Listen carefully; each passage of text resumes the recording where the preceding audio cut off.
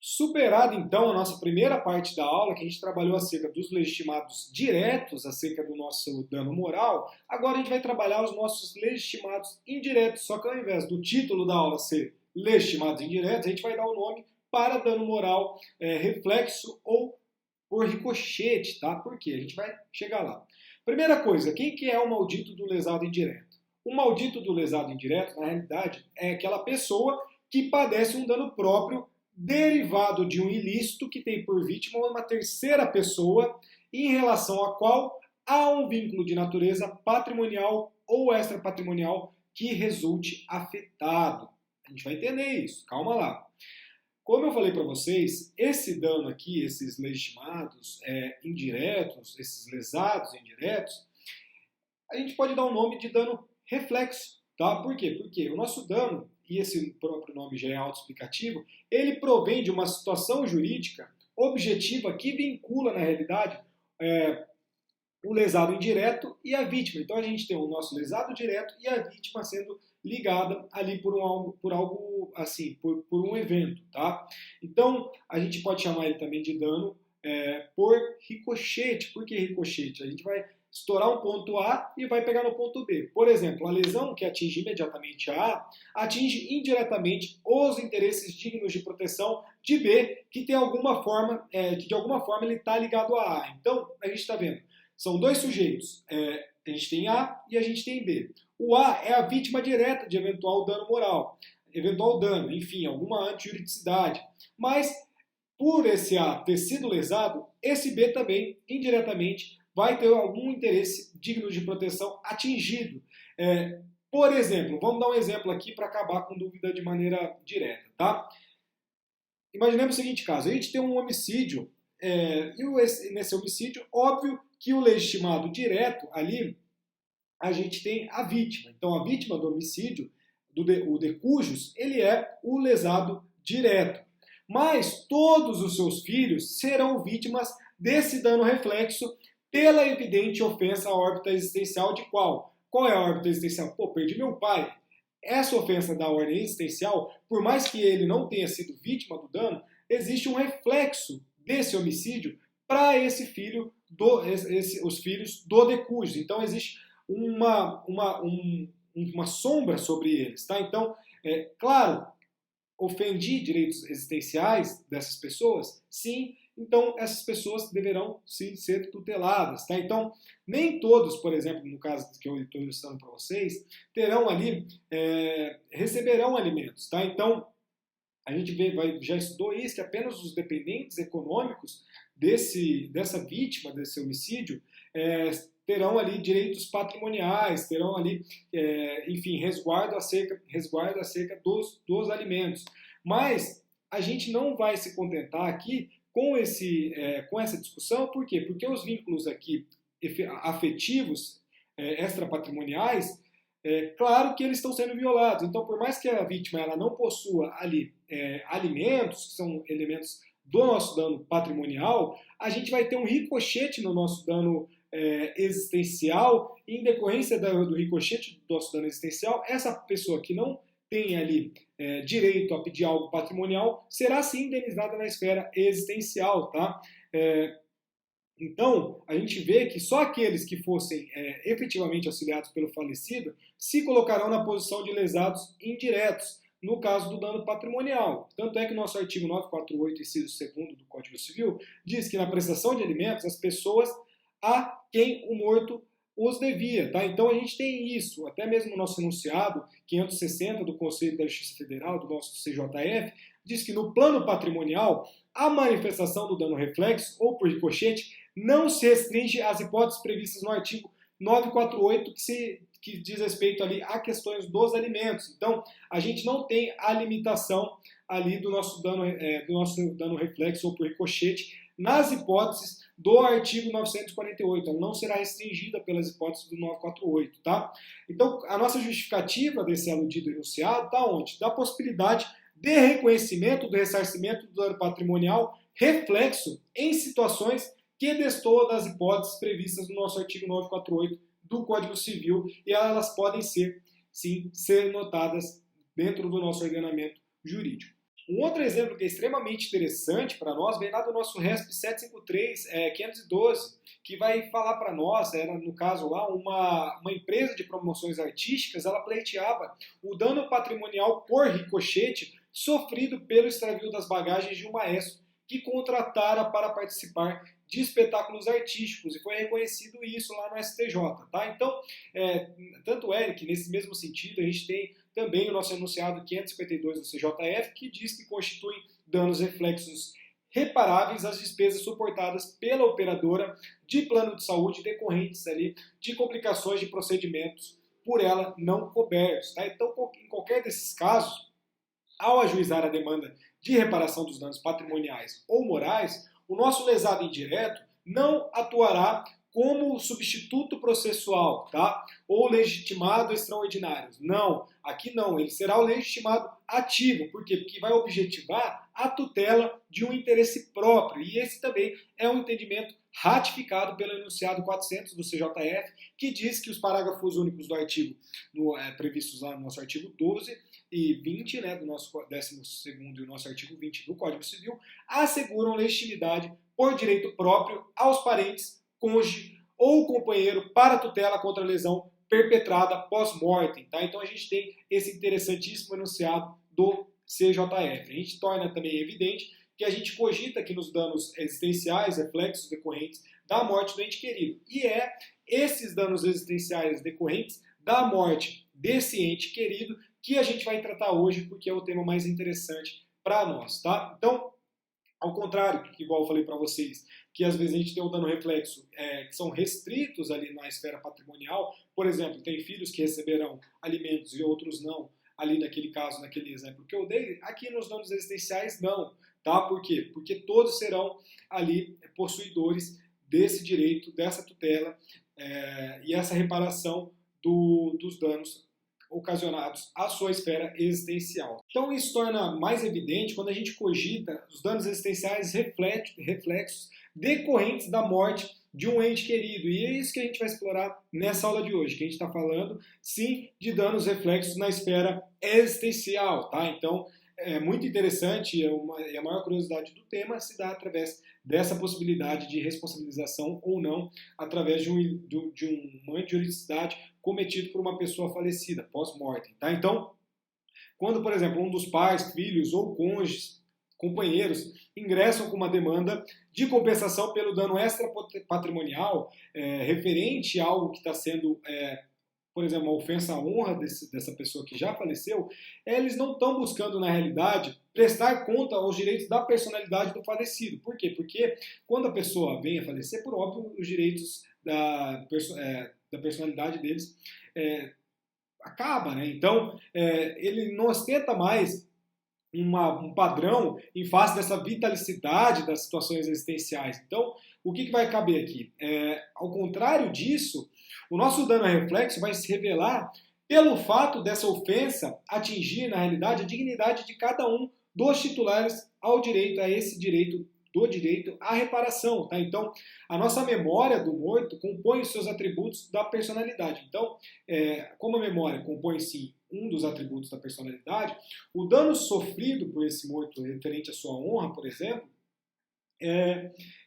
vai gerar, na realidade, um poder de pleitear algo do seu lesado indireto. Por quê? Porque a gente está trabalhando no dano reflexo. Então, o nosso direito, quando a gente vai tutelar alguma responsabilidade, algo nesse sentido, por uma pessoa que já faleceu, por exemplo, uma pessoa ofendeu a honra do meu pai, quando eu vou ingressar com esse pleito, eu não posso ingressar com esse pleito com um legitimado ativo do espólio dele. Não, por quê? Porque esse espólio ele não possui legitimidade para pleitear isso.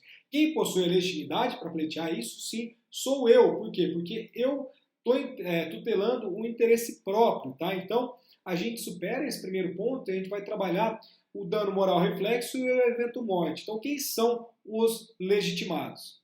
E eu tenho certeza que nessa altura do campeonato, vocês também têm certeza que esse ponto será objeto de inúmeras controvérsias. Tá? Então, é um ponto polêmico, mas o que a gente tem que ser guiado através para responder essa pergunta, quem são esses legitimados que poderão ali pleitear alguma coisa referente a uma ofensa a existência dessa pessoa morta, a gente é guiado, na realidade, pelo artigo 12 do nosso Código Civil. E o que vai falar o nosso artigo 12 do Código Civil? Vamos lá. Aspas. Em se tratando de morto, terá legitimação. Então, quem tem a legitimidade para requerer a medida prevista nesse artigo? O cônjuge, isso daí está no parágrafo único, tá, do artigo 12.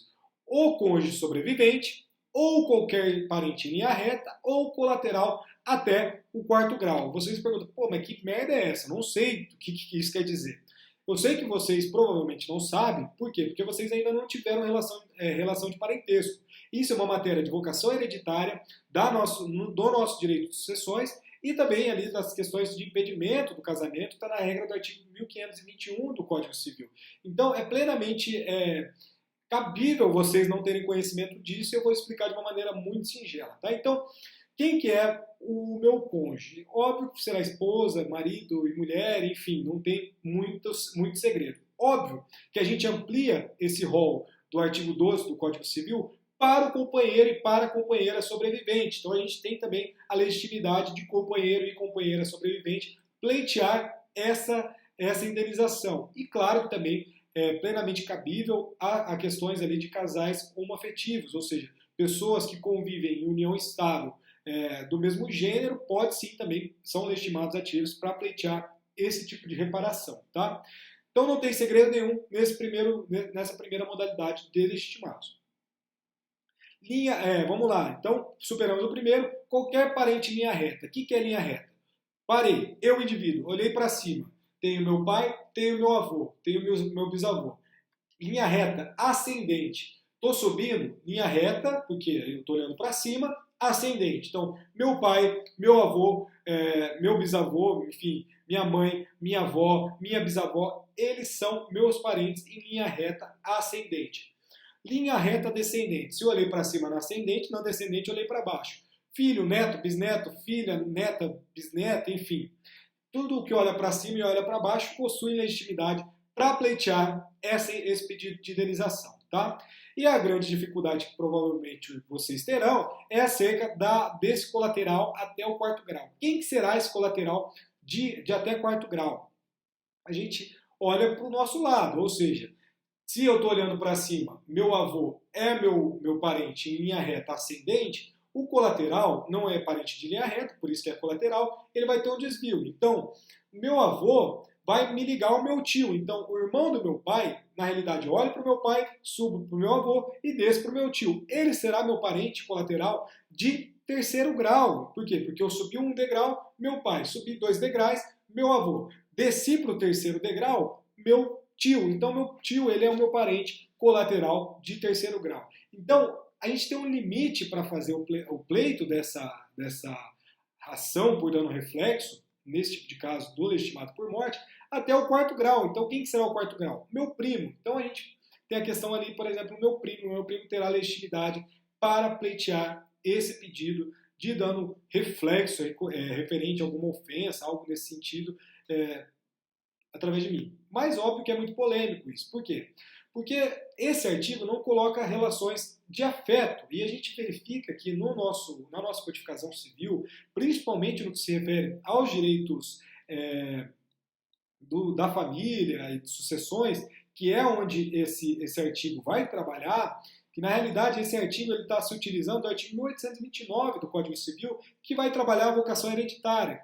E hoje a gente tem não ainda uma prevalência, algo superior, mas a gente tem a relação de afeto muito forte. Então, a gente imagina, será que, por exemplo, madrasta, que não é minha colateral ali até quarto grau, ela teria legitimidade ou não para pleitear essa indenização ou não? Esse enteado, esse irmão unilateral, que não estão na regra do artigo 12, em tese eles não teriam legitimidade. Então, de fato, o que vai acontecer aqui é que, óbvio, a gente vai ter o caso concreto, e vai se exigir, no mérito do caso concreto, que esse pretenso ofendido, ou seja, minha madrasta, o meu enteado, pessoas que não estão no rol do artigo 12 do Código Civil, mostrarem no mérito que, de fato, ali houve uma ofensa à esfera existencial dessa pessoa ali. Então, aqui a gente vai ter uma legitimação ativa, apenas um ponto de partida.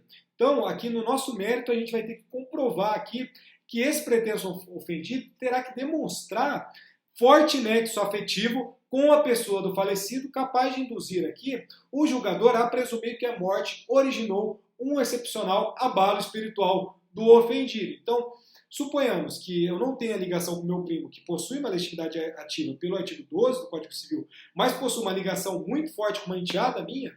Se a minha enteada no mérito provar que o meu homicídio causou uma lesão à esfera existencial dela, ela terá sim legitimidade para pleitear essa indenização. Então, a gente tem uma rigidez de um sistema e diante dessa rigidez, nós devemos levar em consideração o nosso atual contexto de pluralidade dos nossos arranjos familiares e a nossa nuclearização do nosso direito das famílias. Né? Vocês vão estudar comigo, se Deus quiser, no ano que vem, direito das famílias, a gente vai verificar que existem modalidades infinitas, infinitas não, mas inúmeras modalidades de família. Não é mais aquela família monogâmica tradicional, como alguns gostam de dizer, mas a gente tem inúmeras espécies de família, e essas espécies de família deverão sim ser pleiteadas pelo nosso direito, e claro, no direito na esfera existencial da pessoa, principalmente. Se a gente está trabalhando através de um código que respeita muito esse indivíduo, e até mesmo sobrepõe esse indivíduo acima da esfera patrimonial, em que há uma questão existencial acima da esfera patrimonial, por óbvio que, no caso concreto, quando a gente está trabalhando de dano reflexo, através de uma morte, eu tenho que considerar essas questões. Tá? Então, a gente tem que ter uma interpretação dessa regra civil de uma maneira muito cuidadosa, no caso concreto,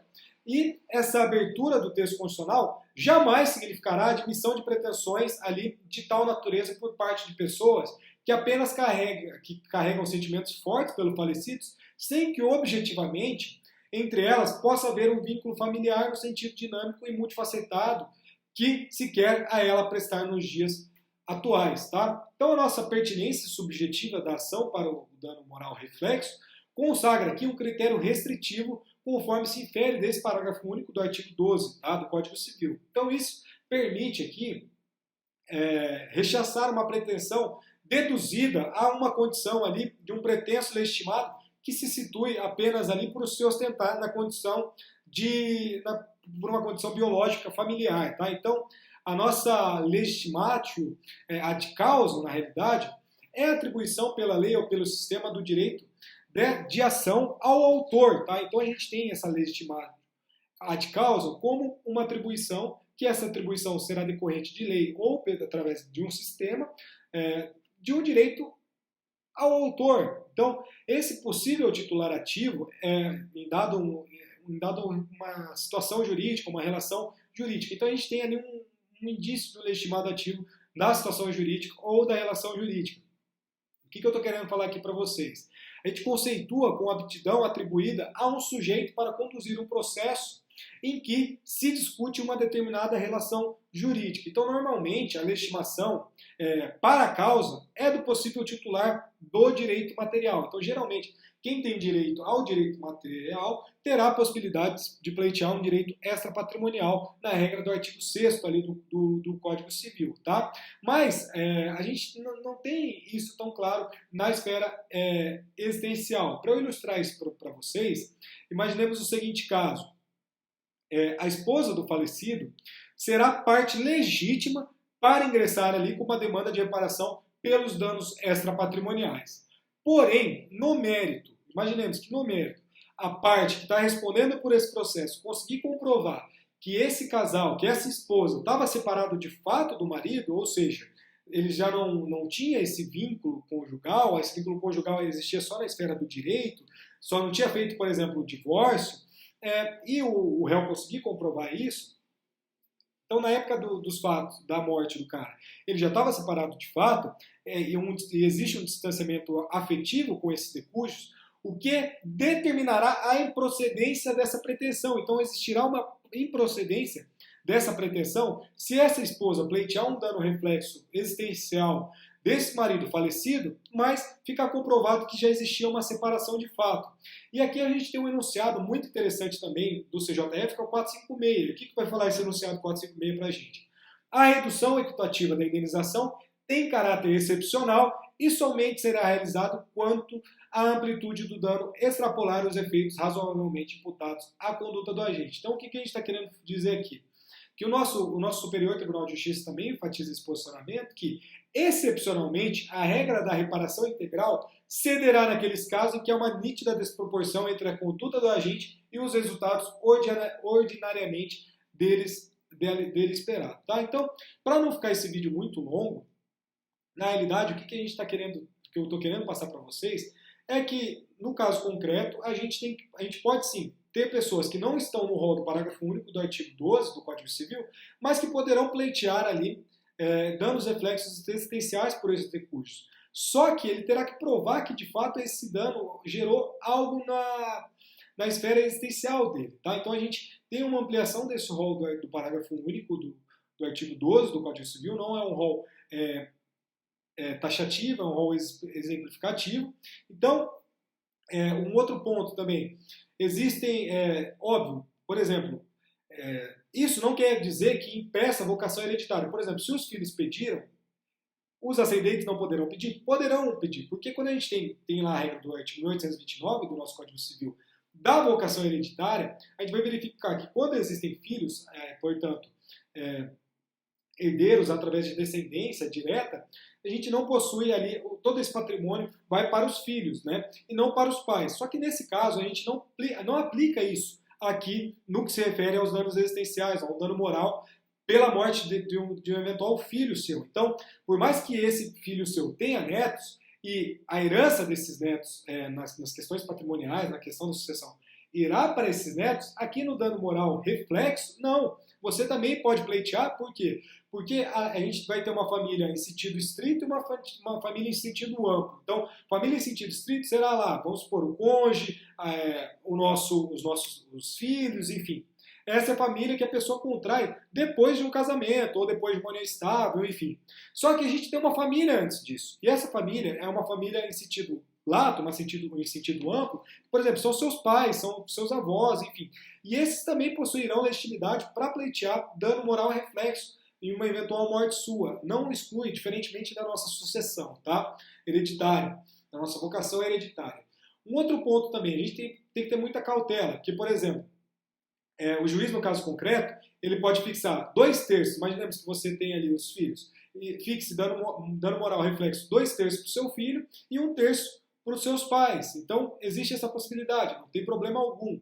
E também, vamos supor, não é raro desses filhos já terem entrado com uma ação pleiteando esse dano moral, e aí vir seus pais e pleitear essa ação depois de um trânsito em julgado. Essa ação que vai correr depois, óbvio que não pode ter sempre uma reparação dessa pessoa que levou esse ato ilícito, cometeu essa injuridicidade, ter que ficar reparando todo mundo. Existe uma limitação. Essa limitação também é um grande desafio. Então, se essa pessoa pleiteia, depois de já ter transitado, julgado, uma decisão antes, óbvio que vai ter uma limitação dessa decisão posterior, desse segundo processo, ao primeiro. Então vai ter que ser um enquadramento ali do caso concreto que o juiz vai ter que trabalhar, porque não pode ali penalizar sempre e eternamente esse ofensor. Tá? Então a gente fecha essa segunda parte da aula. E assim, óbvio, tem muito mais coisa para explorar, mas não tem tempo para explorar. Então, fica aqui essa parte. Espero que vocês tenham compreendido essa questão do dano moral reflexo ou por ricochete. A gente vai explorar muito isso ainda. Tem questões ali das nossas relações de consumo, que tem como trazer em casos concretos. Então, quando a gente for trabalhar a nossa responsabilidade civil, a nossa parte especial, que a gente vai entrar nos casos concretos de uma maneira mais clara, eu vou falar para vocês, isso é dano reflexo, isso é dano por ricochete, tá? Então, fiquem tranquilos que a gente vai trabalhar ainda assim muitos exemplos, tá? Fechamos e agora a gente vai falar a empresa e o dano moral, e isso é muito interessante. Já voltamos.